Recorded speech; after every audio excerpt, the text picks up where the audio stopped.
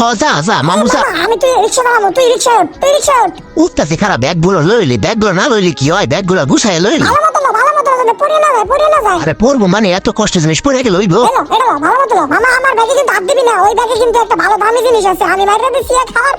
এত সহজে মানুষ বোকা হইব? একদম রাইট চলতি চল মামু। রিক্সাটা আমি চালাইতেছি, তুই তো চালাইতে টালাইতে পারো না। এখন ক কি এমন পক দিলি যে রিক্সাওয়ালা চললে আইলো তোর কথায়? রে মামু কত যে মজা লাগবে আছে আজকে, তো কেল্লা ফতে এত বলদ পোলা মামু চিন্তা করতে পারি না, রিক্সাওয়ালা এত বলদ হয়। তুই গেলে 500 টাকা বেশি দিবি রিক্সা মামার, এই জন্য মামা চললে এসে কি অবস্থা ক।